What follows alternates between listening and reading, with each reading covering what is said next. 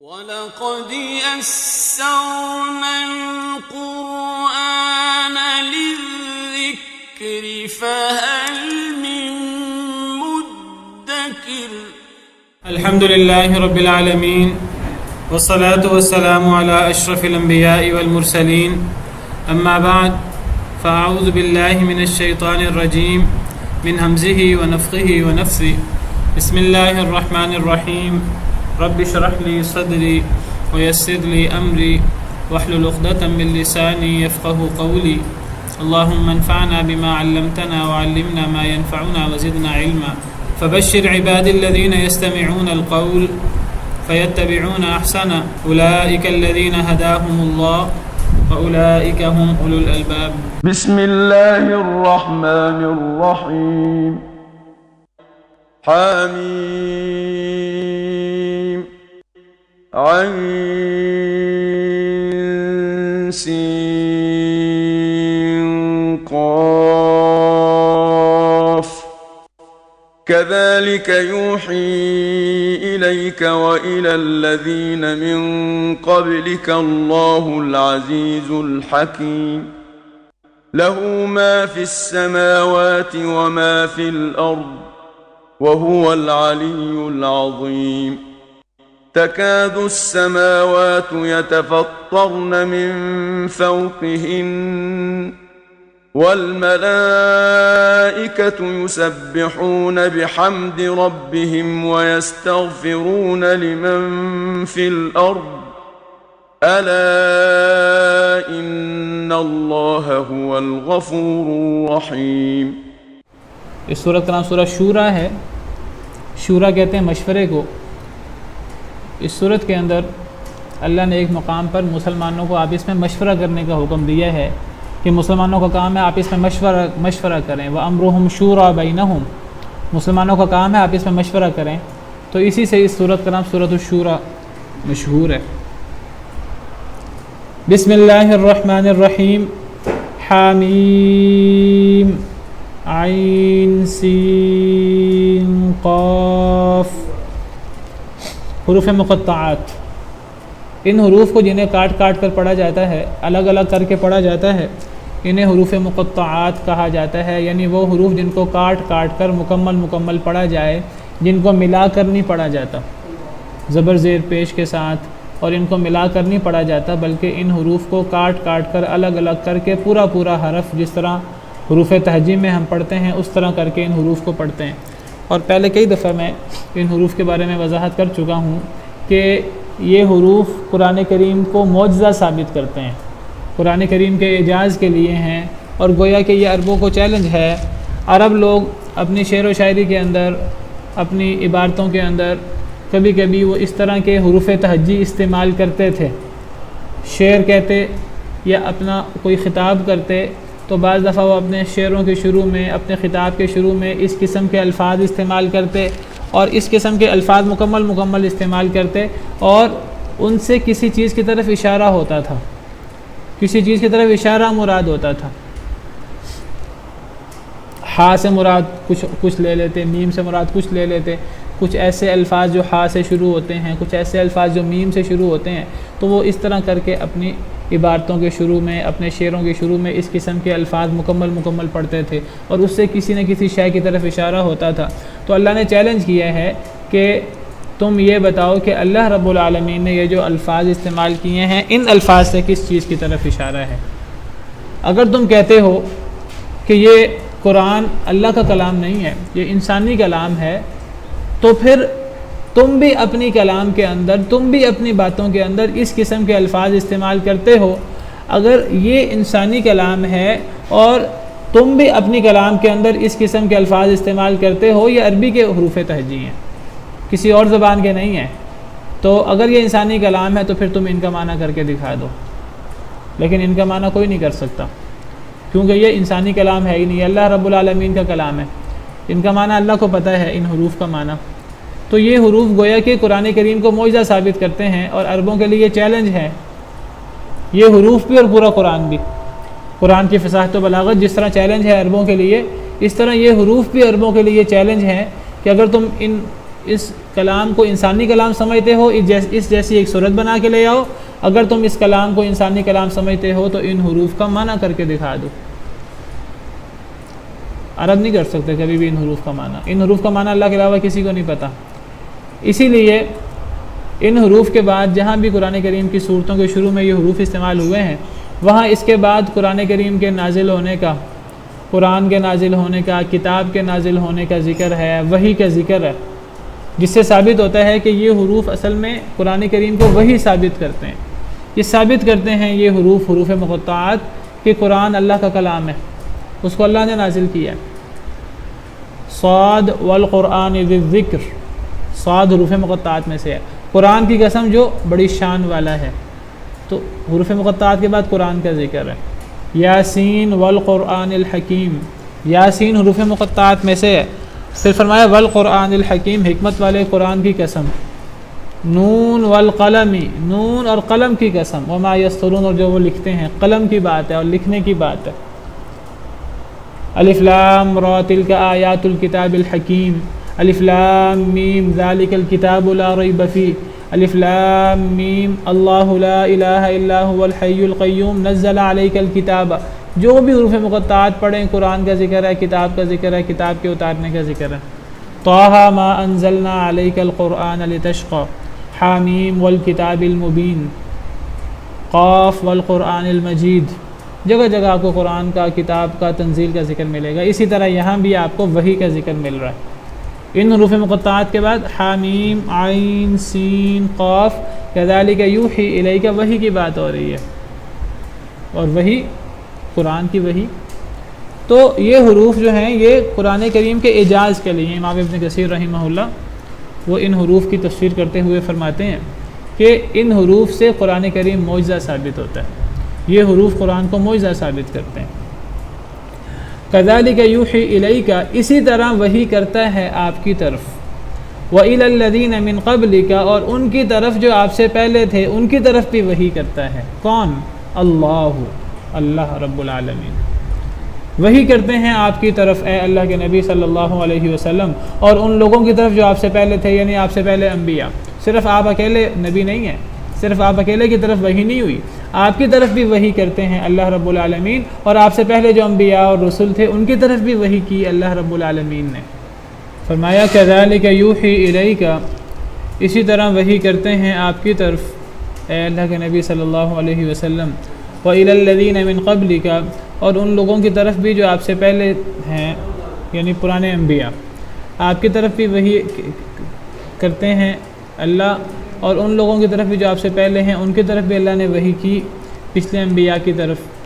اللہ نے العزیز، جو بہت غالب ہے، جو طاقتور ہے اور بہت غالب ہے اور بہت زبردست ہے، خاص طور پر اپنے مخالفین پر، الحکیم، بہت حکمت والا ہے اپنے اعمال میں، اپنے افعال میں، اور جو بھی اللہ رب العالمین کرتے ہیں ان معاملات میں اللہ رب العالمین بہت حکیم ہے۔ تو اللہ رب العالمین جو العزیز الحکیم ہیں وہ آپ کی طرف بھی وحی کرتے ہیں، اور انہوں نے آپ سے پہلے انبیاء کرام علیہم السلام کی طرف بھی وحی کی۔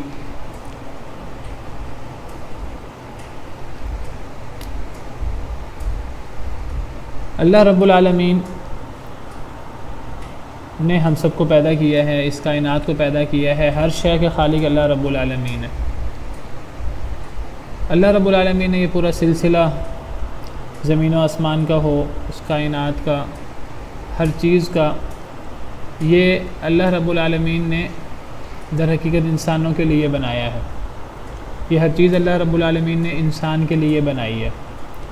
سورہ جاسیہ میں اللہ رب العالمین کا ارشاد ہے وَسَخَّرَ لَكُم مَّا فِي السَّمَاوَاتِ وَمَا فِي الْأَرْضِ جَمِيعًا مِّنْهُ، اللہ نے مسخر کر دیا تمہارے لیے اے انسانوں جو بھی آسمانوں میں ہے اور جو بھی زمین میں ہے، سارے کا سارا، منہ، اپنے پاس سے۔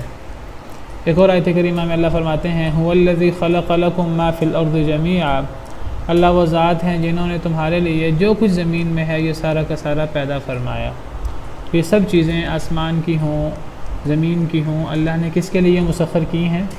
ہمارے لیے، انسانوں کے لیے، اور اللہ نے زمین کی ہر چیز انسانوں کے لیے بنائی ہے۔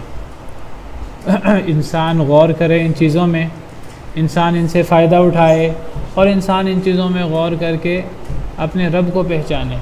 جب اللہ نے یہ تمام چیزیں، بڑی بڑی مخلوقات ہیں، بہت بڑی بڑی چیزیں ہیں، یہ انسان کے لیے بنائی ہیں، تو پھر انسان تو پھر ایک، اس کا مطلب ہے کہ اشرف المخلوقات ہوئی، ایک بڑی مخلوق ہوئی۔ اللہ نے انسان کو پھر کس لیے بنایا ہے؟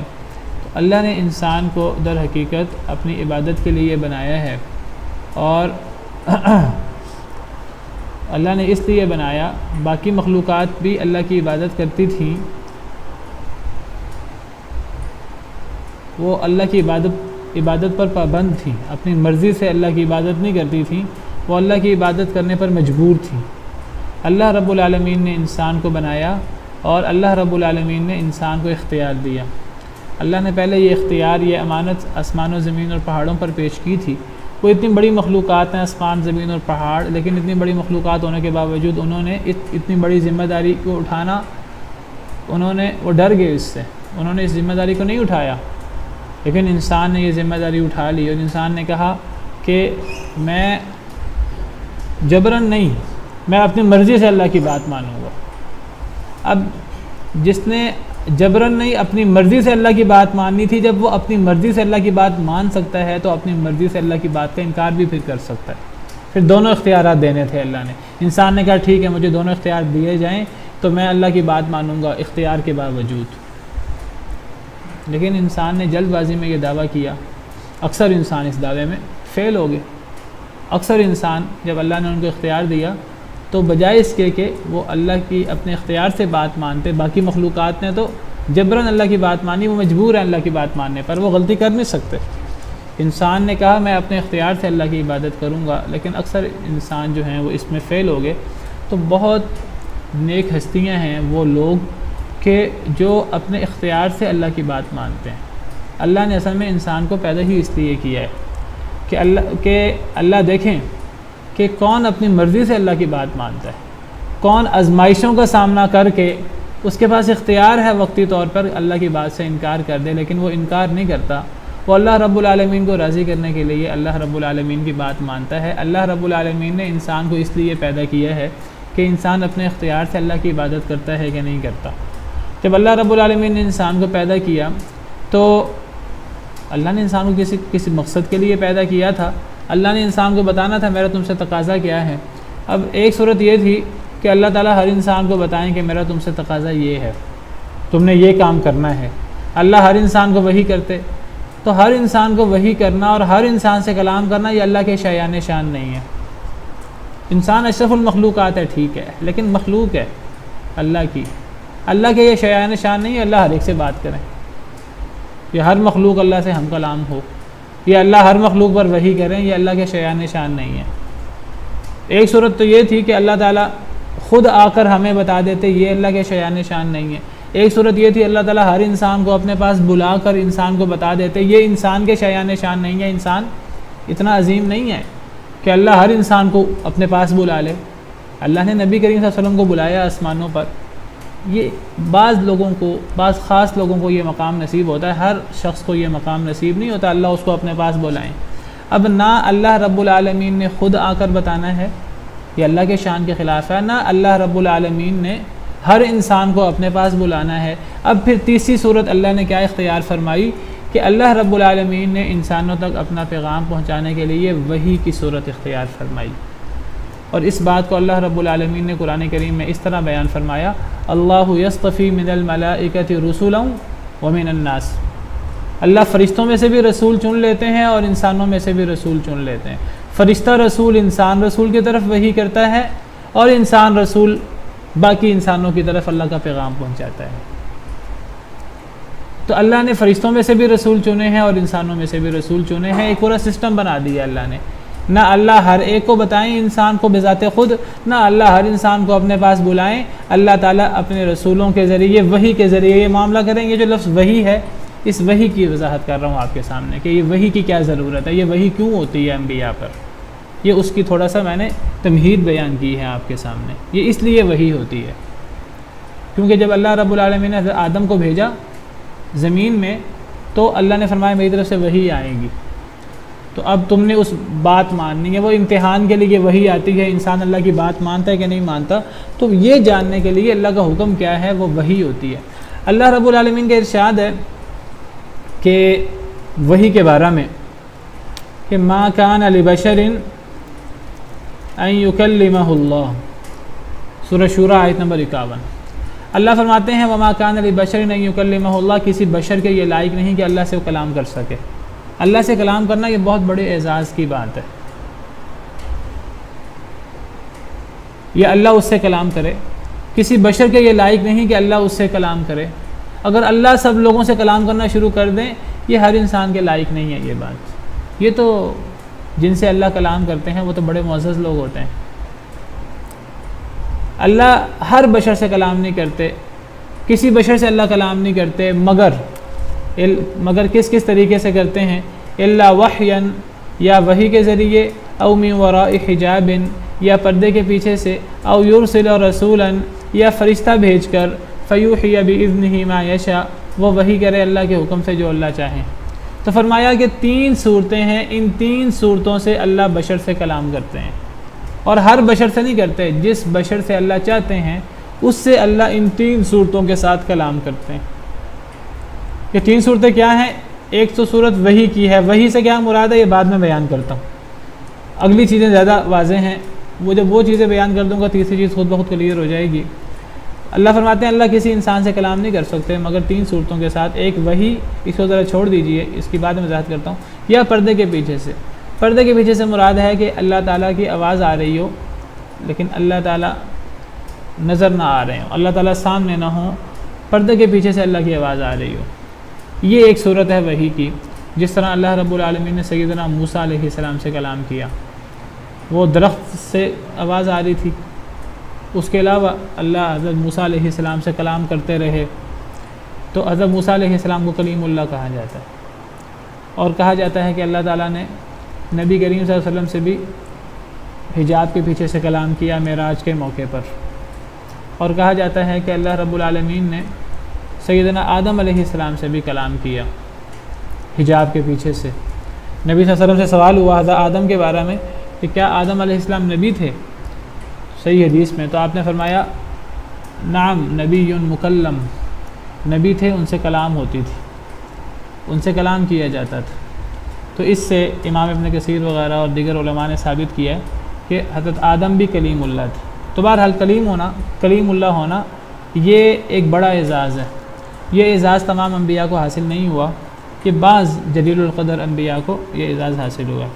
تو وحی کی ایک صورت ہے پردے کے پیچھے سے کلام ہونا واسطے کے بغیر, اور ایک صورت وحی کی ہے کہ اللہ فرشتے کو بھیج دے, اللہ رسول بھیج دے, وہ اللہ کے حکم سے وحی کر دے. یہ ایک عام صورت ہے وحی کی جو تمام انبیاء کرام علیہ السلام پر ہوتی رہی. ہمارے پیارے نبی صلی اللہ علیہ وسلم پر بھی یہ صورت ہوئی, اللہ فرشتے کو بھیج دیتے, جبریل امین علیہ السلام کو بھیج دیتے, تو وہ اللہ کے حکم سے وحی کر دیتے. تو ایک صورت ہوئی کہ اللہ فرشتے کے ذریعے وحی کریں, ایک صورت ہوئی کہ اللہ تعالیٰ جو ہیں وہ پردے کے پیچھے سے کلام کریں, اور ایک تیسری صورت بھی ہے جس میں نہ فرشتہ آتا ہے اور نہ اللہ کی آواز آتی ہے.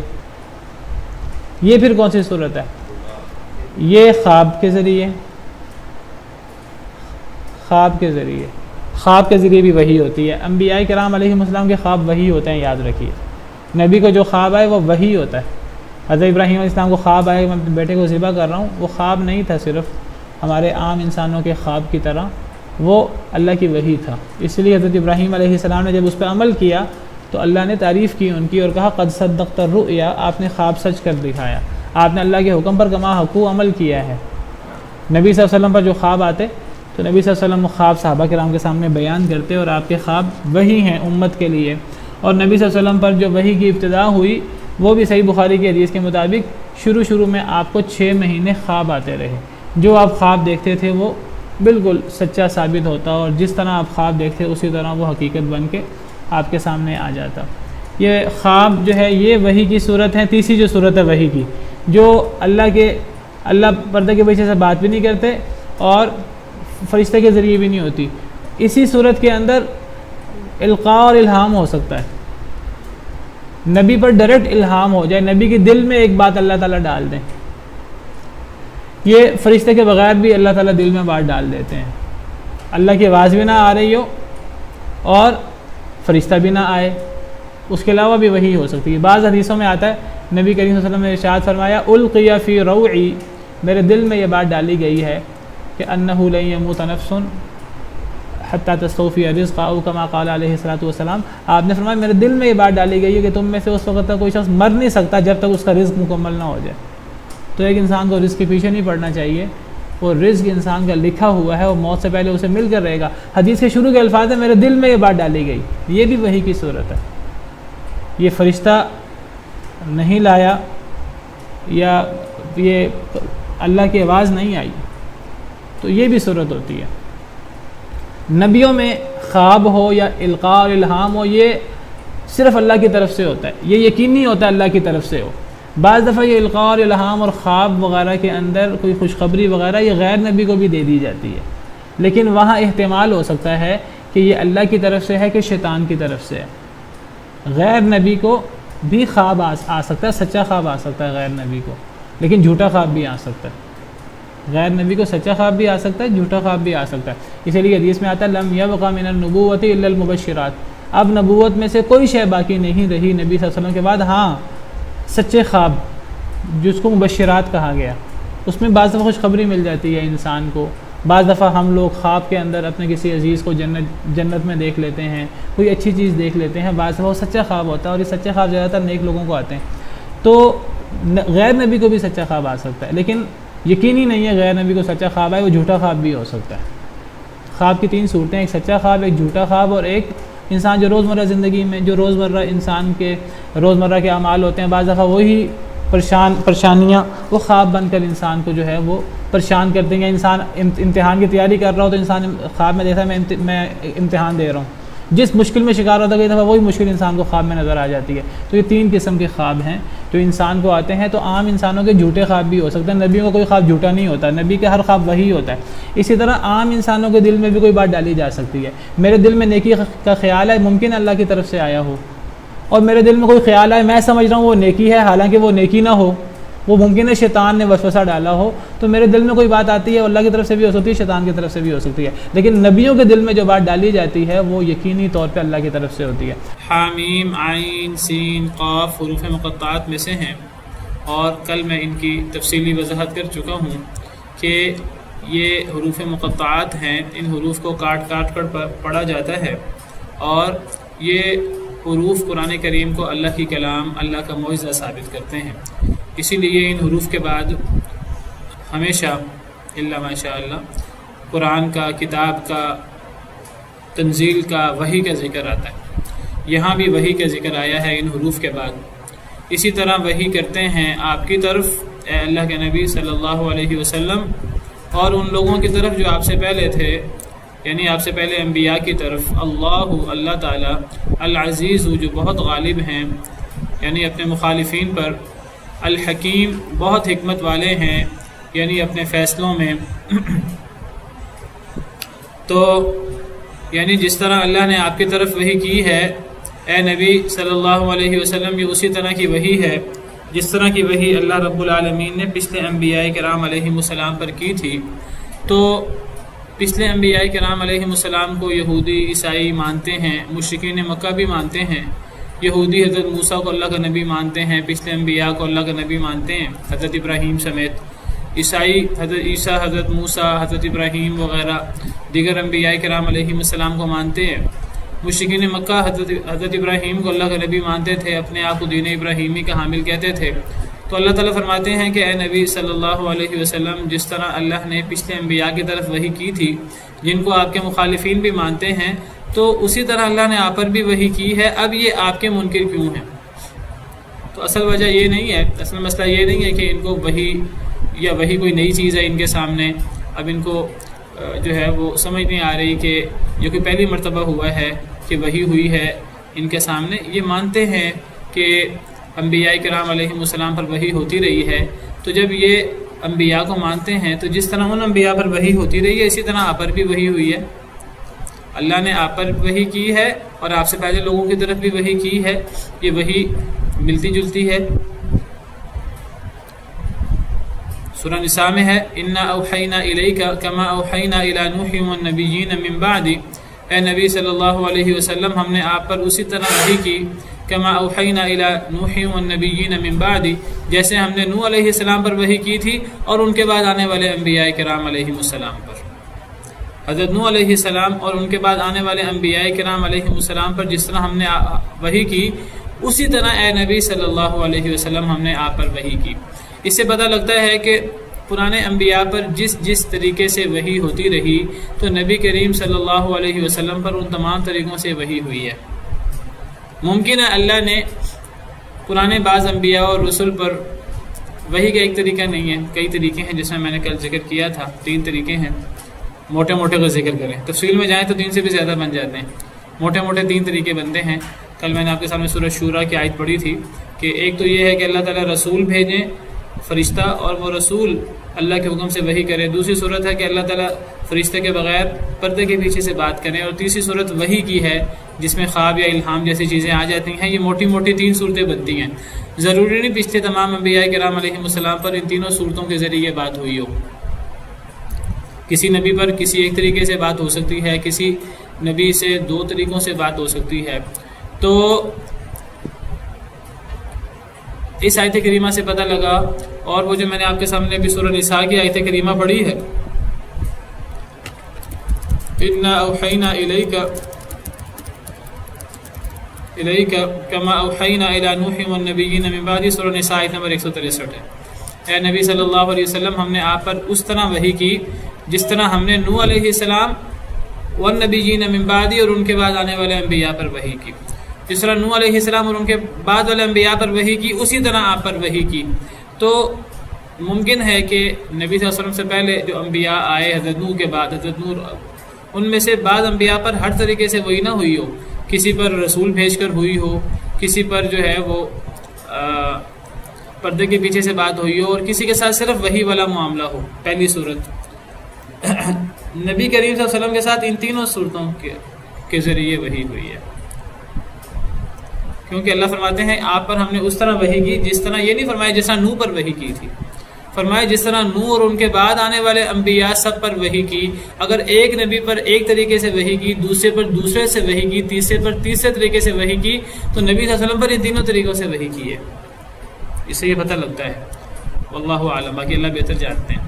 اور یہ جو میں نے آپ کے سامنے کل سورہ شورا کی آیت پڑھی تھی، اس سورہ شورا کی آیت میں بھی یہ اشارہ موجود ہے، وما كان لبشر ان يكلمه الله، یہ جو کل آپ کے سامنے آیت پڑھی تھی سورہ شورا آیت نمبر 51، کہ کسی بشر کے لائق نہیں اللہ اس سے کلام کرے مگر 3 طریقوں سے، ایک طریقہ وحیاً وحی، اور دوسرا طریقہ ہے من وراء حجاب، پردے کے پیچھے سے، او یرسل رسولا، یا اللہ کوئی رسول بھیجیں یعنی فرشتہ رسول بھیجیں، فیوحی، تو وہ فرشتہ رسول وحی کرے، باذنہ، اللہ کے حکم سے، ما یشاء، جو اللہ چاہیں، انہ علی حکیم، بے شک اللہ تعالیٰ بہت بلند ہیں، بہت حکمت والے ہیں۔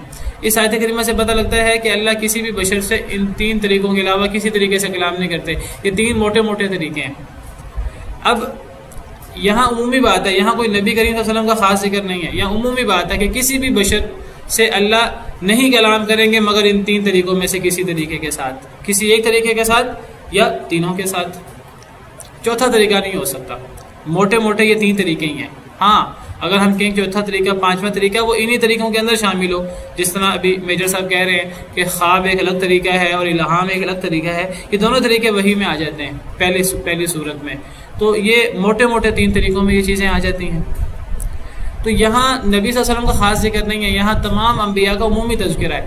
لیکن اس سے اگر ہم اگلی آیت کریمہ دیکھیں، آیت نمبر 52 سورہ شورا کی، اس میں ہے وَكَذَلِكَ أَوْحَيْنَا إِلَيْكَ رُوحًا مِّنْ أَمْرِنَا۔ پچھلی آیت میں اللہ 3 طریقے بیان فرما رہے ہیں کہ کسی بھی بشر سے اللہ کے کلام کرنے کے 3 طریقے ہو سکتے ہیں، اس کے علاوہ کوئی طریقہ نہیں ہو سکتا۔ اور اگلی آیت میں، آیت کریمہ کی ابتدا، اللہ فرماتے ہیں اسی طرح ہم نے آپ پر وحی کیا اپنا حکم، روحن سے مراد، اسی طرح ہم نے وحی کی آپ کی طرف روح سے مراد وحی ہے، وحی کو روح بھی کہہ دیتے ہیں۔ کیوں وحی کو روح کیوں کہتے ہیں؟ کیونکہ وحی روح کی غذا ہے، اسی لیے وحی کو روح بھی کہہ دیتے ہیں۔ میں نے پہلے کئی دفعہ آپ کے سامنے ذکر کی ہے یہ بات کہ وحی کو روح کہہ دیتے ہیں، روح کا ایک معنی وحی بھی ہے، اور اس روح کو لانے والا فرشتہ کون ہے؟ جبریل امین علیہ السلام، ان کا نام بھی روح الامین ہے. ان کا نام روح الامین اسی وجہ سے ہے کہ وہ انسان پر روح لاتے ہیں. اور انسان کے جسم دو چیزوں کا مرکب ہے، ایک جسم اور ایک روح کا. تو جسم مٹی سے ہے اور مٹی کی غذا مٹی سے آتی ہے، روح اللہ کی طرف سے پڑتی ہے اور روح کی غذا بھی اللہ کی طرف سے آتی ہے. وہی اصل میں اس کا ایک نام روح بھی ہے، چونکہ وہ انسان کے جسم کے جو دو حصے ہیں، انسان کے جو دو حصے ہیں، ایک جسم اور روح، تو وہی روح کی غذا ہے، اس لیے وہی کو روح بھی کہہ دیتے ہیں. اور اس روح کو لانے والے فرشتے کا نام بھی روح ہے. تو اللہ فرماتے ہیں وَكَذَلِكَ أَوْحَيْنَا إِلَيْكَ رُوحًا مِّنْ أَمْرِنَا، اسی طرح ہم نے وحی کی آپ کی طرف روحاً یعنی وحی، من امرنا اپنے حکم سے. اے نبی صلی اللہ علیہ وسلم ہم نے اسی طرح آپ پر وحی کی اپنے حکم سے. کس طرح؟ وَكَذَلِكَ سے مفسرین کہتے ہیں کہ پچھلی آیت کی طرف اشارہ ہے. پچھلی آیت میں کون سا طریقہ ذکر ہے؟ پچھلی آیت میں 3 طریقے ذکر ہیں. اس سے علماء استدلال کرتے ہیں، بعض علماء نے اس سے استدلال کیا ہے کہ نبی کریم صلی اللہ علیہ وسلم پر ان تینوں طریقوں سے وحی ہوئی ہے.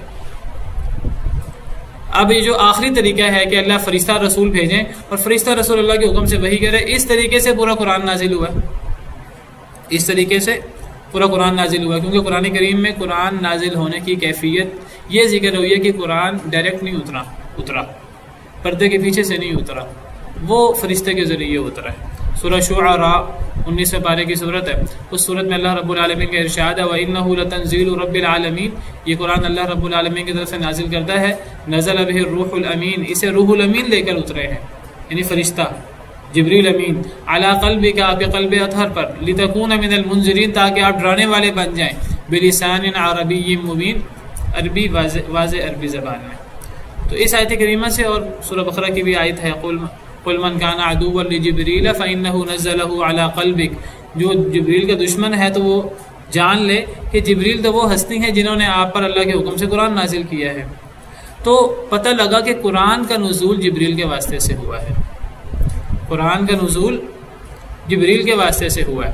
اور اس آیت کریمہ سے، اور وہ جو سورہ نساء کی پچھلی آیت کریمہ میں نے آپ کے سامنے ذکر کی ہے، ان آیات کریمہ سے پتہ لگتا ہے کہ نبی صلی اللہ علیہ وسلم پر، پچھلے انبیاء پر وحی کے جو سارے طریقے ہیں، وہ سارے طریقے نبی صلی اللہ علیہ وسلم کے ساتھ، ان سب طریقوں کے ساتھ وحی کی گئی. تو قرآن تو نازل ہوا ہے جبریل امین کے واسطے سے، پورا قرآن کا نص ہے اس پر. یہ ایک طریقہ ہے.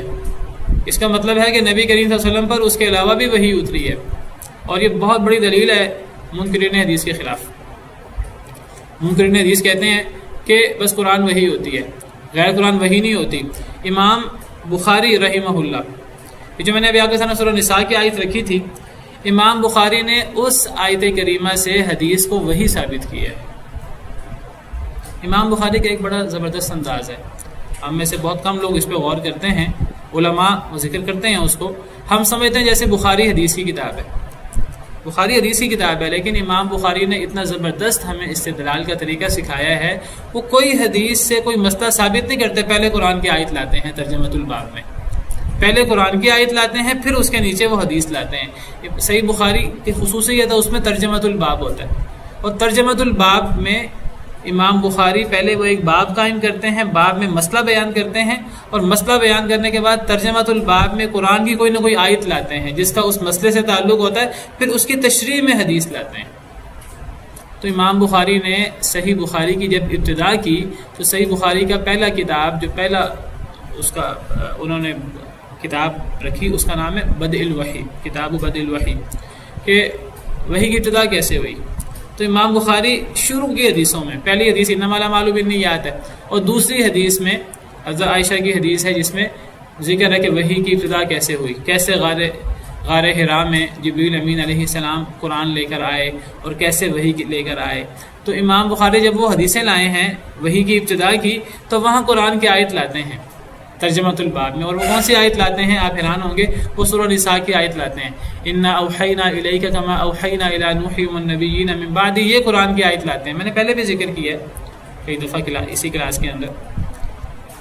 اور اس سے امام بخاری کا استدلال کرتے ہیں، وہ اس سے یہ استدلال کرتے ہیں کہ اے نبی صلی اللہ علیہ وسلم، ہم نے آپ پر اس طرح وحی کی جس طرح ہم نے آپ سے پہلے انبیاء پر وحی کی، نوح علیہ السلام اور ان کے بعد والے انبیاء. پھر اللہ نے انبیاء کا نام لیا ہے، پھر اللہ تعالیٰ نے انبیاء کا نام لیا ہے، وَأَوْحَيْنَا إِلَىٰ إِبْرَاهِيمَ وَإِسْمَاعِيلَ وَإِسْحَاقَ وَيَعْقُوبَ وَالْأَسْبَاطِ وَعِيسَىٰ وَأَيُّوبَ وَيُونُسَ وَهَارُونَ وَسُلَيْمَانَ. 8-10 انبیاء کا نام ہے۔ اللہ فرماتے ہیں کہ جس طرح ہم نے ان انبیاء پر وحی فرمائی اسی طرح اے نبی صلی اللہ علیہ وسلم ہم نے آپ پر بھی وحی فرمائی۔ امام بخاری یہاں سے استدلال کرتے ہیں، کہتے ہیں ان تمام انبیاء پر تو کتاب نہیں اتری تھی، ان تمام انبیاء پر تو کتاب نہیں اتری تھی۔ وہ کہتے ہیں اللہ قرآن میں کہتے ہیں کہ اے نبی ہم نے آپ پر اس طرح وحی کی جس طرح نوح اور ان کے بعد والے انبیاء پر وحی کی، پھر اللہ نے 8-10 انبیاء کا نام لیا ہے، ان تمام انبیاء پر کتاب نہیں اتری۔ تو یہ کہنا کہ وحی صرف کتاب کا نام ہوتا ہے، یہ بات ہی غلط ہے۔ وحی کتاب کا نام بھی ہوتا ہے اور وحی کتاب کے علاوہ بھی ہوتی ہے۔ یہ امام بخاری کا بہت زبردست استدلال ہے قرآن کی آیت کریمہ سے۔ وہ قرآن سے ثابت کرتے ہیں کہ قرآن کے علاوہ بھی وحی ہوتی ہے، کتاب کے علاوہ بھی وحی ہوتی ہے، انبیاء پر کتاب کے علاوہ بھی وحی اترتی رہی ہے۔ اور یہی بات اس سورہ شورا کی جو میں نے آپ کے سامنے آیت رکھی ہے، چونکہ وحی کی بات چل رہی ہے، کذالک یوحی کی وضاحت کرتے کرتے یہ بات آ گئی، تو میں نے کہا میں یہاں یہ بھی وضاحت کر دوں کہ سورہ شورا کی اس آیت سے بھی یہ بات ثابت ہوتی ہے کہ قرآن صرف اکیلا وحی نہیں ہے، قرآن کے علاوہ بھی وحی ہے جو نبی صلی اللہ علیہ وسلم پر اتری۔ وہ کس طرح؟ میں آپ کے سامنے میں نے ذکر کیا ہے کہ کسی بھی بشر سے اللہ کے کلام کرنے کے 3 طریقے ہیں، اور یہ تینوں کے تینوں طریقے نبی کریم صلی اللہ علیہ وسلم پہ موجود ہیں۔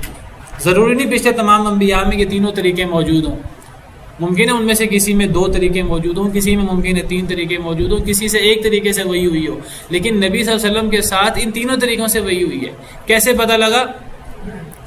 وہ سورہ نساء کی آیت کریمہ سے کہ اے نبی ہم نے آپ پر اس طرح وحی کی جس طرح ہم نے آپ پر نوح اور ان کے بعد آنے والے انبیاء پر جس طرح وحی کی اس طرح۔ تو وہاں پچھلے تمام انبیاء کی وحی کو نبی کریم صلی اللہ علیہ وسلم کی وحی سے تشبیہ دی۔ پچھلے تمام انبیاء کے ساتھ جتنے طریقے وحی کے استعمال کیے گئے نبی صلی اللہ علیہ وسلم کے ساتھ وہ سب طریقے کے ساتھ وحی کی گئی، اور یہ سورہ شورا سے بھی یہ بات ثابت ہوتی ہے۔ اور میں نے ذکر کیا کہ قرآن کے بارے میں قرآن کا نص ہے کہ قرآن فرشتے کے ذریعے اترا ہے، اور یہ فرشتے کے ذریعے وحی ہونا یہ وحی کی ایک صورت ہے 3 صورتوں میں سے۔ باقی 2 صورتیں وحی کی جو نبی صلی اللہ علیہ وسلم کے ساتھ اللہ نے وحی کی ہے باقی 2 صورتوں میں، وہ وحی کہاں ہے؟ یہ ہے اصل سوال۔ اللہ نے نبی صلی اللہ علیہ وسلم پر تینوں طریقوں سے وحی کی ہے، فرشتے کے ذریعے بھی اور پردے کے پیچھے سے بھی اور وحی سے بھی، جو الہام یا خوابوں کی صورت میں تو ہمارا ایمان یہ ہے، یہ قرآن سے ثابت ہوتا ہے کہ نبی صلی اللہ علیہ وسلم پر تینوں طریقوں سے وحی ہوئی ہے۔ اب قرآن تو نازل ہوا فرشتے کے واسطے سے، ایک تو وہ وحی ہے، وہ تو سب مانتے ہیں وہ وحی ہے، منکرین حدیث بھی مانتے ہیں۔ اب وہ جو من وراء حجاب والی وحی ہے اس کی کوئی مثال، وہ ہم نے ذکر کیا کہ وہ معراج کے موقع پر یا اس کی اور صورتیں بھی ہو سکتی ہیں۔ جی نہیں، وہ تو القاء والی بات تو تیسری ہے نا، پہلے تو دوسری کی بات کر رہے ہیں۔ من وراء حجاب اس کا مطلب ہے آپ پر وہ وحی بھی ہوئی ہے، وہ کہاں ہے؟ ہم تو مانتے ہیں وہ معراج کے موقع پر، منکرین حدیث نہیں مانتے اس کو، وہ ان چیزوں کو نہیں مانتے۔ ہم کہتے ہیں قرآن سے ثابت ہوتا ہے، آپ چلو قرآن کو تو مانتے ہو، حدیث کو آپ نہیں مانتے، قرآن سے حدیث ثابت ہوتی ہے۔ اب تیسری بات ہم ان سے کہتے ہیں کہ وہ جو وحی ہے، وہ جو پہلی صورت ہے الا وحیاً والی، القاء اور الہام اور خواب والی، وہ صورت بھی نبی صلی اللہ علیہ وسلم پر اس صورت میں بھی وحی ہوئی ہے، خوابوں کی صورت میں بھی وحی ہوئی ہے۔ نبی صلی اللہ علیہ وسلم نے بہت سے خواب بیان کیے، آپ نے ان کی تعبیر بیان کی، آپ نے خواب میں جنت جہنم کو دیکھا، آپ نے سیدنا بلال علیہ السلام کا گھر دیکھا خواب میں جنت میں، آپ نے حضرت عمر کا گھر دیکھا جنت میں، اور آپ نے جو ہے وہ بیان کی صحابہ کرام کو۔ یہ چیزیں امت مسلمہ تو مانتی ہے ان حدیثوں کو، منکرین حدیث نہیں مانتے، وہ کہتے ہیں ہم حدیث نہیں مانیں گے، ہم قرآن مانیں گے۔ ہم کہتے ہیں قرآن سے ثابت ہوتا ہے، قرآن سے ثابت ہوتا ہے کہ نبی صلی اللہ علیہ وسلم پر 3 طریقوں سے وحی ہوئی ہے، اور قرآن ان 3 طریقوں میں سے ایک طریقے پہ اترا ہے، باقی 2 طریقے کہاں ہیں؟ یا تو ان 2 طریقوں کا انکار کرتے ہیں تو پھر اس آیت کا انکار ہو جاتا ہے۔ تو نبی صلی اللہ علیہ وسلم پر تینوں طریقوں سے وحی اتری ہے۔ تو وحی کے 3 موٹے طریقے ہیں، موٹے 3 طریقے ہیں۔ موٹے اس لیے کہہ رہا ہوں، اگر آپ تفصیل میں جائیں تو 3 سے بھی زیادہ طریقے ہیں وحی کے۔ جو وحی فرشتے کے ذریعے ہوتی ہے اس کے بھی 2 طریقے ہیں، آگے موٹے 2 طریقے ہیں جو فرشتے کے واسطے سے ہوتی ہے۔ کبھی تو جبریل امین علیہ السلام انسان کی شکل میں آتے ہیں، انسان کی شکل میں آتے ہیں، اور کبھی کبھی جبریل علیہ السلام اپنی اصل شکل میں آتے تھے۔ اب استاد اور شاگرد ان میں آپس میں قربت ہونی چاہیے، وہ آپس میں ایک دوسرے کے قریب ہونے چاہیے۔ وہ اگر ایک دوسرے سے قریب نہیں ہوں گے، ایک دوسرے سے دور ہوں گے، ایسی صورت ہوگی تو پھر وہ تلقی کا اور سیکھنے سکھانے کا عمل پورا نہیں ہوگا. تو محدثین کرام ہمارے علماء بیان کرتے ہیں کہ جب جبریل امین علیہ السلام انسان کی شکل میں آتے تھے، نبی صلی اللہ علیہ وسلم خود انسان تھے، تو وہ جبریل امین علیہ السلام حضرت دحیہ کلبی ایک صحابی تھے بڑے خوبصورت، ان کی شکل میں آیا کرتے تھے. تو یہ صورت وحی کی آسان ہوتی تھی نبی صلی اللہ علیہ وسلم پر.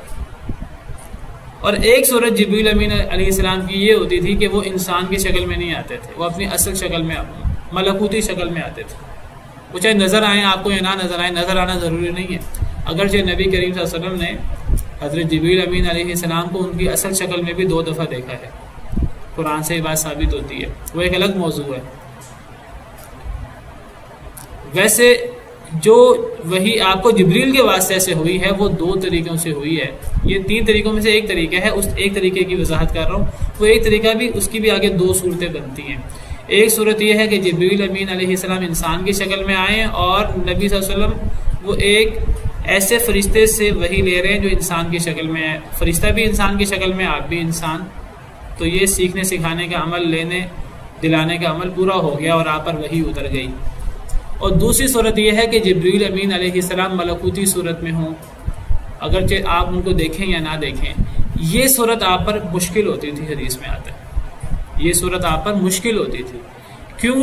کیونکہ اس صورت میں آپ کو جبریل امین علیہ السلام سے قریب صورت میں جانا پڑتا تھا. آپ کو اپنی اصل بشریت کی جو صورت ہے اس بشریت کی صورت سے نکل کر آپ کو ملکوتی کیفیت کے قریب جانا پڑتا تھا. اس کی تفصیل کیا ہے وہ ہم بیان نہیں کر سکتے کیونکہ وہ ہم سے متعلق نہیں ہے یہ چیز. لیکن حدیث میں یہ ضرور آتا ہے کہ وہ صورت نبی کریم صلی اللہ علیہ وسلم پر شدید مشکل ہوتی تھی. اس صورت میں کیا ہوتا تھا کہ شدید سردی میں نبی کریم صلی اللہ علیہ وسلم کے ماتھے مبارک پر پسینہ چمکتا تھا. اور اگر آپ کسی صحابی کے ساتھ بیٹھے ہوتے یا آپ کسی جانور پر سوار ہوتے، اونٹنی پر، اونٹ کتنا طاقتور جانور ہے، وہ ایک انسان کیا 10 انسانوں کو اٹھا لے، ایک کا 10 کا مقابلہ کر لے. جب نبی کریم صلی اللہ علیہ وسلم پر یہ والی وحی اترتی تھی تو وہ اونٹنی بیٹھ جاتی تھی، حدیث میں آتا، کھڑی نہیں رہ سکتی تھی، اتنا بوجھ ہو جاتا تھا آپ کا. اور بعض احادیث میں یہ بھی موجود ہے کہ ایک دفعہ نبی صلی اللہ علیہ وسلم پر وحی اتری، صحابہ کرام کی موجودگی میں وحی اترتی تھی. صحابہ کرام کو آثار سے پتہ لگ جاتا تھا وحی ہو رہی ہے، اگرچہ وہ صحابہ کرام تو اس کو نہیں سنتے تھے، وہ تو نبی صلی اللہ علیہ وسلم بعد میں بتاتے تھے مجھ پر یہ وحی اتری ہے. لیکن ان اثرات کو کبھی کبھی صحابہ کرام محسوس کر لیتے تھے، بلکہ بعض صحابہ کرام نے بعض وہ بدو جو آئے، ایک بدو نے حضرت عمر سے کہا میں دیکھنا چاہتا ہوں کہ نبی صلی اللہ علیہ وسلم پر وحی کس طرح ہوتی ہے. حضرت عمر نے فرمایا کہ جب وہ کیفیت طاری ہوگی آپ پر میں تمہیں دکھاؤں گا، باقاعدہ حدیث میں موجود ہے. اور جب آپ صلی اللہ علیہ وسلم پر کیفیت طاری ہوئی، آپ خیمے میں تھے، تو حضرت عمر نے بدو کو بلایا اور کہا نبی صلی اللہ علیہ وسلم پر وحی نازل ہو رہی ہے. صحابہ کرام پہچان لیتے تھے آثار سے. تو حدیث میں آتا ہے کہ ایک دفعہ نبی کریم صلی اللہ علیہ وسلم بیٹھے ہوئے تھے، آپ کے گھٹنے مبارک کے نیچے حضرت زید بن ثابت جو کاتب وحی تھے ان کا گھٹنا تھا، آپ پر وحی نازل ہونا شروع ہو گئی. حضرت زید بن ثابت کہتے ہیں کہ آپ کا گھٹنا مبارک اتنا بھاری ہو گیا کہ مجھے ڈر ہو گیا کہ میرا گھٹنا ٹوٹ جائے گا. تو یہ ایک وحی کی کیفیت ہے. تو یہ جو کیفیت ہے یہ آپ پر بڑی مشکل ہوتی تھی. اور احادیث میں آتا ہے کہ نبی کریم صلی اللہ علیہ وسلم فرماتے ہیں کہ مجھے ایسا محسوس ہوتا تھا جیسے میں زندہ نہیں رہوں گا، یہ اتنی مشکل صورت ہوتی تھی. تو یہ وحی کی 2 صورتیں ہیں جس میں فرشتہ آتا تھا. اور یہ بات جو ہے وہ حدیث مبارکہ میں صحیح بخاری میں موجود ہے. جو بات میں نے آپ کے سامنے کہی ہے کہ فرشتہ آنے کی 2 صورتیں ہیں، یہ بات صحیح بخاری میں موجود ہے.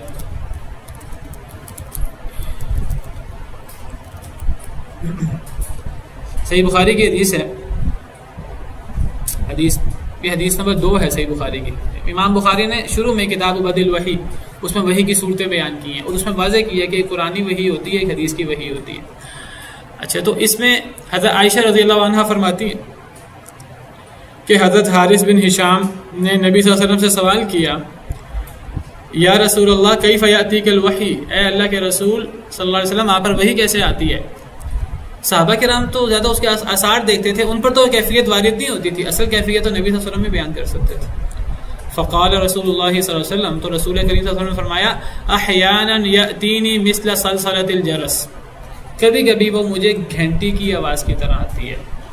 یہ صحیح بخاری کی حدیث ہے. کبھی کبھی وہی مجھ پر آتی ہے تو یہ مجھ پر گھنٹی کی آواز کی طرح آتی ہے. یہ وہ کیفیت تھی وہ جس میں فرشتہ اپنی اصل صورت میں ہوتا تھا اور نبی کریم صلی اللہ علیہ وسلم کو اس کیفیت کے قریب کیفیت میں جانا پڑتا تھا تاکہ استاد اور شاگرد قریب ایک کیفیت میں ہو جائیں. اور یہ میں نے ذکر کیا نبی صلی اللہ علیہ وسلم پر مشکل ہوتی تھی یہ صورت. یہ حدیث میں آ رہا ہے. کبھی کبھی وہ آتی تھی مجھ پر گھنٹی کی آواز کی طرح وَهُوَ أَشَدُّهُ عَلَيَّ, اور یہ وہی مجھ پر بھاری ہوتی تھی. فَيُفْصَمُ عَنِّي, پھر مجھ سے یہ کیفیت جدا ہوتی. وَقَدْ وَعَيْتُ عَنْهُ مَا قَالَ, اور جب یہ کیفیت مجھ سے الگ ہوتی تو مجھے وہ وہی یاد ہو چکی ہوتی. میں نے آپ کو کئی دفعہ پہلے ذکر کیا ہے کہ نبی صلی اللہ علیہ وسلم کو وہی کو یاد کرنے کی ضرورت نہیں تھی. آپ کو یاد ہوگا, اور میں نے آپ کو ذکر کیا تھا کیونکہ وہی آپ کے قلب اطہر پر ہوتی تھی. جو چیز دل پر ہو اس کو یاد کرنے کی ضرورت نہیں ہوتی. جب یاد کرنے کی ضرورت نہیں ہوتی تو پھر نبی کریم صلی اللہ علیہ وسلم اس کو دہراتے کیوں تھے؟ یہ بھی ایک سوال ہے. اور یہ سوال قرآن میں موجود ہے کہ نبی صلی اللہ علیہ وسلم شروع میں اس وحی کو جلدی دہرانے کی کوشش کرتے تھے. اللہ تعالیٰ نے منع کر دیا. اللہ نے فرمایا جلدی دہرانے کی ضرورت نہیں ہے. لا تحرک به لسانک لتعجل به ان علینا جمعه وقرآنہ فاذا قرأناه فاتبع قرآنہ. جلدی قرآن نہ دہرائیے. یہ جمع کرنا آپ کا کام ہے ہی نہیں, یہ تو ہمارا کام ہے. قرآن کو جمع کرنا پڑھنا ہمارا کام ہے. فاذا قرأناه فاتبع قرآنہ, جب ہم پڑھیں, اللہ تعالیٰ پڑھتے تھے جبریل پر اور جبریل پڑھتے تھے نبی صلی اللہ علیہ وسلم پر. جب ہم پڑھیں یعنی جبریل پر اور جبریل آپ پر پڑھیں, فاتبع قرآنہ, آپ ایک دفعہ اس کو دہرا دیں. ثم ان علینا بیانہ, پھر اس کی تشریح اور وضاحت کی ذمہ داری بھی ہماری ہے. اس کی جو تشریح کرنی ہے اس قرآن کی آیتوں کی وہ بھی ہماری ذمہ داری ہے. وہ ہم آپ پر وحی کریں گے, آپ حدیث کے ذریعے وحی کے ذریعے اس کی تشریح کر دیجئے گا. وہ تشریح کرنا بھی ہماری ذمہ داری ہے قرآن کی.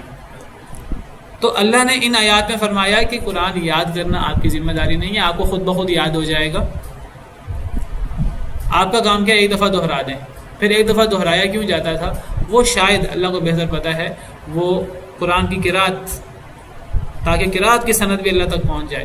حدیث کی سند نبی صلی اللہ علیہ وسلم تک پہنچتی ہے, قرآن کی قرات کی سند اللہ تک پہنچتی ہے. اور جب قرآن کی سند بیان ہوتی ہے, قرآن کے آخر میں سند بھی لکھی ہوتی ہے, تو وہ صحابہ کرام نبی صلی اللہ علیہ وسلم سے, اور اس میں لکھا ہوتا ہے کہ نبی کریم صلی اللہ علیہ وسلم نے جبریل امین علیہ السلام سے اور جبریل امین علیہ السلام نے اللہ سے لیا. باقاعدہ قرآن کی قرات کی سند اللہ تک پہنچتی ہے. جی آپ کچھ کہنے لگے تھے.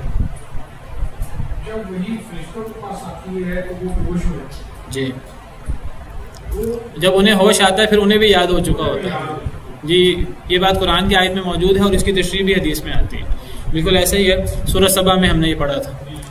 تو جب نبی کریم صلی اللہ علیہ وسلم پر یہ صورت, جو پہلی صورت ہے جس میں فرشتے حضرت جبریل ملکوتی صورت میں ہوتے تھے, یہ مشکل صورت آپ پر ہوتی تھی. یہ گھنٹی جیسی آواز آپ کو آتی تھی, یہ آپ پر مشکل ہوتی تھی. اور آپ فرماتے ہیں یہ مجھ سے کیفیت الگ ہوتی تو مجھے وہی یاد ہو چکی ہوتی. ایک وہی کی صورت یہ ہے. دوسری صورت کیا ہے, وَأَحْيَانًا يَتَمَثَّلُ لِلْمَلَكُ رَجُلًا, اور کبھی کبھی فرشتہ میرے لیے انسان کی صورت اختیار کر لیتا ہے. یہ جو دونوں صورتیں ہیں فرشتے کی آنے کی ہیں. یہ دونوں صورتیں قرآن کریم میں جو 3 صورتیں بیان ہوئی ہیں, اس 3 صورتوں میں سے تیسری صورت کی وضاحت میں یہ 2 صورتیں ہیں. یہ دونوں صورتیں فرشتے کے آنے کی ہیں. کبھی کبھی گھنٹی کی آواز آتی تھی, اس وقت فرشتہ آتا تھا لیکن وہ انسانی شکل میں نہیں آتا تھا. وہ نبی صلی اللہ علیہ وسلم پر بھاری ہوتی تھی وہ کیفیت. جب فرشتہ جدا ہوتا, جب وہ کیفیت ختم ہوتی تو آپ کو وہی یاد ہو چکی ہوتی. اور دوسری صورت کے کبھی کبھی فرشتہ انسان کی شکل اختیار کرتا, فیکلمنی, وہ مجھ سے کلام کرتا انسان کی طرح. فاعی ما یقول, تو جو وہ کہتا تھا میں اس کو یاد کر لیتا تھا. یہ دوسری صورت ہے. یہ دونوں صورتیں فرشتے کے آنے کی ہیں. امام ابن قیم رحمہ اللہ, دیگر ائمہ کرام نے یہ جو قرآن کریم کی آیت کی 3 موٹی صورتیں ہیں, ان صورتوں کی تفصیل بیان کرتے کرتے امام ابن قیم نے تو کل 8 صورتیں بیان کر دیں. امام ابن قیم نے کل 8 صورتیں بیان کی ہیں تفصیل کے ساتھ. پہلی جو صورت ہے اس میں خواب آتے ہیں, الہام آتے ہیں, اس میں انہوں نے 1-2 صورتیں اور بھی بیان کی ہیں. من وراء حجاب کی کیا صورتیں ہو سکتی ہیں اس کی صورت بیان کی ہے. پھر فرشتے آنے کی انہوں نے 2 صورتوں سے بھی زیادہ 3 یا 4 صورتیں بیان کی ہیں فرشتہ آنے کی. قرآن میں تو اجمالی طور پر فرشتہ آنے کی ایک صورت ذکر ہوئی ہے. امام ابن قیم وغیرہ دیگر ائمہ کرام نے دیگر احادیث کو مد نظر رکھتے ہوئے, دیگر نصوص کو مد نظر رکھتے ہوئے کل وحی کی 8 صورتیں بیان کی ہیں. اللہ عالم, میرا موضوع نہیں ہے, میں صرف یہ وحی کے بارے میں، چونکہ یہاں وحی کا لفظ آیا تھا تو میں نے کہا وحی کے بارے میں امام ابن کثیر رحمہ اللہ نے بھی تفسیر ابن کثیر میں یہاں وحی کے بارے میں کچھ احادیث بیان کی ہیں. یہی احادیث جو میں نے آپ کے سامنے ذکر کی ہیں. کبھی کبھی فرشتہ انسان کی صورت میں آتا تھا، کبھی کبھی فرشتہ انسان کی صورت میں نہیں آتا تھا، اور یہ صورت آپ پر بھاری ہوتی تھی. اور کبھی کبھی آپ پر فرشتے کے علاوہ وحی ہو جاتی، اور آپ پر من وراء حجاب بھی وحی ہوئی ہے. اور یہ بات یاد رکھیے کہ نبی کریم صلی اللہ علیہ وسلم نے اللہ رب العالمین کو نہیں دیکھا. حضرت عائشہ کی حدیث ہے صحیح بخاری صحیح مسلم کی کہ جو بندہ 3 دعوے کرے وہ اللہ پر بہت بڑا جھوٹ باندھتا ہے. حضرت عائشہ کے الفاظ ہیں کہ جو بندہ یہ دعویٰ کرے کہ نبی صلی اللہ علیہ وسلم نے اپنے رب کو دیکھا ہے یعنی دنیا میں، فقط اعظم علی اللہ الفریہ، تو اس نے اللہ پر بہت بڑا جھوٹ باندھا. کیونکہ پھر حضرت عائشہ قرآن کی آیت پڑھتی تھی لا تدرکہ الابصار وہو یدرک الابصار، اللہ کو نہیں پایا جا سکتا، اللہ کو آنکھیں نہیں دیکھ سکتی، اللہ آنکھوں کو پا سکتے ہیں. کہ حضرت عائشہ نے یہ حدیث بیان کی تو جس تابعی کے سامنے یہ حدیث بیان کی وہ تابعی آگے سے کہنے لگے اے ام المؤمنین ذرا غور کریں آپ کیا کہہ رہی ہیں، کیا قرآن میں یہ نہیں ہے وَلَقَدْ رَآهُ نَزْلَةً أُخْرَى کہ نبی صلی اللہ علیہ وسلم نے ان کو دوسری دفعہ دیکھا. وَلَقَدْ رَآهُ بِالْأُفُقِ الْمُبِينِ کیا قرآن میں یہ نہیں ہے کہ نبی صلی اللہ علیہ وسلم نے ان کو افق مبین میں دیکھا، کیا اس سے مراد اللہ نہیں ہے؟ حضرت عائشہ فرمانے لگی انہی آیتوں کے بارے میں اس امت میں پہلی خاتون ہوں جس نے نبی صلی اللہ علیہ وسلم سے سوال کیا تھا کہ ان آیتوں سے کیا مراد ہے، اور نبی صلی اللہ علیہ وسلم نے ان آیتوں کی تفسیر کرتے ہوئے فرمایا تھا اس سے مراد جبریل ہے. میں نے جبریل کو 2 دفعہ ان کی اصل شکل میں دیکھا. یہ دونوں آیتیں حضرت جبریل کے بارے میں ہیں. ان آیتوں کو اللہ کے بارے میں بیان کرنا صحیح نہیں ہے. یہ صحیح بخاری کی روایت ہے، صحیح بخاری صحیح مسلم. میں نے یہ نہیں کہا فرشتے بن جاتے تھے، یہ امام ابن حجر نے یہ بات لکھی ہے. یہ جو صحیح بخاری کی حدیث ہے نا کہ کبھی کبھی جبریل انسان کی شکل میں آتے تھے اور کبھی کبھی جو ہے وہ گھنٹی کی آواز آتی تھی. تو امام ابن حجر رحمہ اللہ نے فتح الباری میں اس کی تشریح کرتے ہوئے لکھا ہے اصل میں استاد اور شاگرد میں آپس میں بہت زیادہ قربت ہوتی ہے. اگر وہ آپس میں قریب نہ ہوں تو ان کے ایک دوسرے سے سیکھنا مشکل ہوتا ہے. تو جبریل انسانی شکل میں کیوں آتے تھے اس کا انہوں نے جواب دیا کیونکہ نبی صلی اللہ علیہ وسلم انسان ہوتے تھے تو جبریل کو انسانی صورت میں آنا ہوتا تھا. تو اب حضرت جبریل استاد ہوتے، نبی صلی اللہ علیہ وسلم شاگرد ہوتے اور وہ آپ ان سے سیکھ لیتے. اور جب کبھی کبھی جبریل انسانی شکل میں نہیں آتے تھے. یہ جو صحیح بخاری کی حدیث ہے اس حدیث سے پتہ لگتا ہے کہ یہ جو دوسری صورت ہے یہ جو جی جو وہ اس حدیث سے جو سمجھے ہیں امام حجر، دیکھیے حدیث کے الفاظ کی ہی وضاحت ہوتی ہے نا. اب اس حدیث سے پتہ لگتا ہے کہ یہ جو دوسری صورت ہے نا حدیث کے الفاظ ہیں. نبی صلی اللہ علیہ وسلم سے سوال ہوا آپ پر وحی کیسے آتی ہے؟ آپ نے فرمایا کبھی کبھی گھنٹی کی آواز کی طرح اور کبھی کبھی فرشتہ انسان کی صورت میں آتا ہے. پتہ لگا کہ یہ جو دوسری صورت ہے اس میں فرشتہ انسان کی صورت اختیار کرتا تھا. پتہ لگا پہلی صورت میں فرشتہ انسان کی صورت اختیار نہیں کرتا تھا، کیونکہ اگر پہلی صورت میں فرشتہ انسان کی صورت اختیار کرتا ہو تو پھر دوسری دفعہ یہ کہنا صحیح نہیں ہے کبھی کبھی پھر وہ انسان کی صورت اختیار کرتا تھا. تو وہ جو پہلی دفعہ انسان کی صورت نہیں اختیار کرتا تھا وہ اپنی صورت میں ہوتا تھا. اب میں یہ نہیں کہتا اور نہ امام ابن حجر نے یہ بات کہی ہے کہ نبی صلی اللہ علیہ وسلم فرشتے بن جاتے تھے. وہ کہتے ہیں کہ نبی صلی اللہ علیہ وسلم خود کچھ بھی نہیں کر سکتے تھے، وہ تو اللہ کی طرف سے ہوتا تھا. جبریل امین علیہ السلام یا کوئی فرشتہ کوئی صورت اختیار کرے یہ فرشتے کے اپنے اختیار میں ہے ہی نہیں، نہ کسی فرشتے کے اختیار میں نہ کسی جن کے اختیار میں ہے. اگرچہ جن بھی صورت بدل سکتے ہیں لیکن کسی کے اپنے اختیار میں نہیں ہے، یہ سارا اللہ کے حکم سے ہوتا ہے.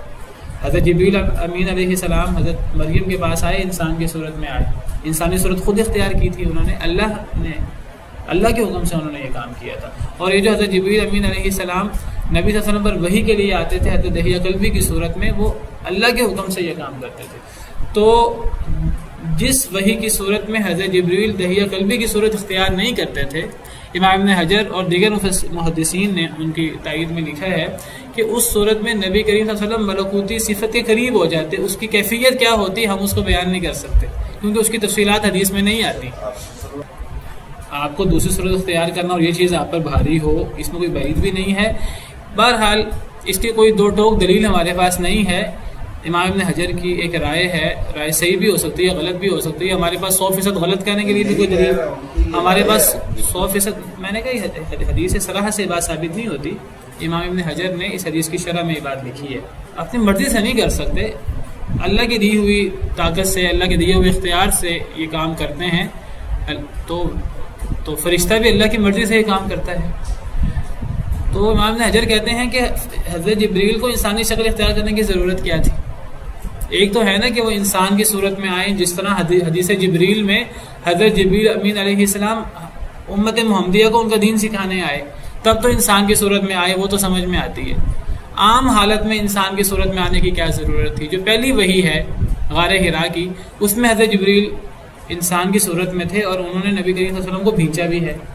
وہ انسان کی صورت میں آنے کی کیا ضرورت ہے؟ تو امام ابن حجر نے ان احادیث کے تناظر میں لکھا ہے کہ وہ انسان کی صورت میں اس لیے آتے تھے کہ نبی صلی اللہ علیہ وسلم انسان تھے، اس لیے وہ انسان کی صورت میں آتے تھے. اور کبھی کبھی وہ انسان کی صورت میں نہیں آتے تھے. جب وہ انسان کی صورت میں نہیں آتے تھے تو نبی کریم صلی اللہ علیہ وسلم کو وہ صورت یا اس سے قریب صورت اختیار کرنی پڑتی تھی. اس کی تفصیل کیا ہے؟ تفصیل نہ انہوں نے بیان کی ہے نہ ہم کہہ سکتے ہیں. ہم یہ کہہ نہیں سکتے نبی صلی اللہ علیہ وسلم فرشتے بن جاتے تھے یا فرشتے تھے، یہ تو قرآن اس کا انکار کرتا ہے. فرسٹ ٹائم جب آپ سے سلام کے پاس فرشتے آئے ہیں، دو فرشتے آئے ہیں. کون سے؟ وہاں تو فرشتوں کا ذکر ہے. ہاں جی، وہاں تو فرشتوں کا نہیں، وہ پہلی وحی نہیں. پہلی وحی تو سورہ علق کی وہ وحی نہیں تھی. وہ فرشتوں نے آ کر نبی صلی اللہ علیہ وسلم کا دل مبارک جو ہے اس کو صاف کیا تھا اور اس میں اس کو آب زمزم سے دھویا تھا اور اس میں کچھ حکمت کی باتیں رکھی تھیں یا اس قسم کی چیزیں تھیں. تو وہ وحی نہیں تھی، وہ وحی نہیں تھی. پہلی وحی تو غار حرا والی ہے. اگرچہ آپ کو غار حرا سے پہلے خواب آیا کرتے تھے، یہ بھی صحیح بخاری کی حدیث ہے. آپ کو 6 مہینے تک خواب آتے رہے اور وہ خواب سچے تھے سارے، اور خواب بھی وحی کی صورت ہوتی ہے. بہرحال یہ وحی کی جو احادیث ہیں بہت زیادہ ہیں اور یہ چیز تھوڑی سی گہری ہے وحی کے بارے میں، اور ہم اس کو بہت زیادہ سمجھ نہیں سکتے کیونکہ یہ چیز نبی پر وارد ہوتی تھی. اس کو نبی سمجھ سکتے ہیں، انسان نہیں سمجھ سکتے. ہاں، جو کچھ احادیث مبارکہ میں ہے اس سے، ان احادیث مبارکوں کو دیکھ کر جتنا کچھ اس سے واضح ہوتا ہے اتنا کچھ بیان کیا جا سکتا ہے، اس سے زیادہ بیان بھی نہیں کیا جا سکتا.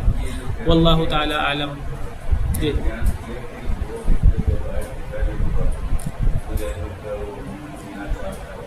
یہ 4 سال کی جب آپ کی عمر تھی، جب آپ حلیمہ سعدیہ کے پاس تھے، جب آپ جی یہ یعنی یہ روایات موجود ہیں، روایات موجود ہیں کہ نبی صلی اللہ علیہ وسلم چھوٹے تھے اور حلیمہ سعدیہ کے پاس دودھ پینے کے لیے ان کے پاس گئے ہوئے تھے. ایک دفعہ گھر سے نکلے تھے تو دو فرشتے آئے. اب وہ فرشتے آئے، وہ انسان کی صورت میں ہی آئے ہوں گے. فرشتے آئے اور انہوں نے نبی صلی اللہ علیہ وسلم کو لٹایا اور لٹا کر انہوں نے سینہ چاک کیا. اور سینہ، حضرت انس کی حدیث ہے، حضرت انس تو خود چھوٹے تھے، انہوں نے کسی اور صحابی سے سنا ہوگا. تو حضرت انس کی حدیث ہے، وہ فرماتے ہیں کہ انہوں نے آپ کا سینہ چاک کیا، سینہ چاک کر کے آپ کا قلب اطہر نکالا اور اس کو صاف کیا اور اس کے اندر حکمت اور اس قسم کی چیزیں بھری. تو حضرت انس بعد میں فرماتے ہیں کہ ہم نبی کریم صلی اللہ علیہ وسلم کے سینے میں سلائی کے اثرات دیکھتے تھے.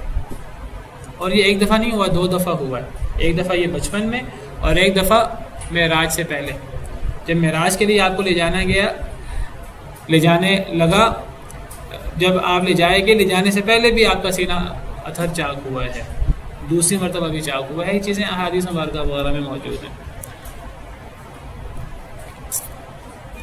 تو اللہ تعالیٰ فرماتے ہیں کذالک یوحی الیک، اسی طرح وحی کرتے ہیں آپ کی طرف اور ان لوگوں کی طرف جو آپ سے پہلے تھے، اللہ تعالیٰ جو بہت غالب ہے، بہت حکمت والے ہیں. تو نبی صلی اللہ علیہ وسلم پر اس طرح وحی ہوئی ہے جس طرح پچھلے انبیاء پر وحی ہوئی ہے. لہو ما فی السماوات و ما فی الارض، اللہ کا ذکر ہوا ہے کہ اللہ نے وحی کی ہے آپ پر اور آپ سے پہلے انبیاء پر. اب اللہ تعالیٰ اپنی شان بیان کر رہے ہیں کہ اللہ وہ ذات ہیں کہ انہی کے لیے ہے جو کچھ آسمانوں میں ہے اور جو کچھ زمین میں ہے.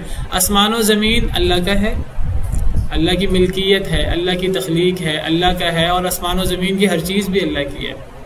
جو کچھ آسمان و زمین خود بھی اور آسمان و زمین کے درمیان جو کچھ ہے اور جو کچھ آسمان و زمین کے اندر ہے، یہ سب اللہ کی تخلیق ہے اور اللہ کی ہے، اللہ کی ملکیت ہے. اللہ ان سب کے مالک ہیں اور بادشاہ ہیں اور اللہ ہی وارث ہیں ہر چیز کے.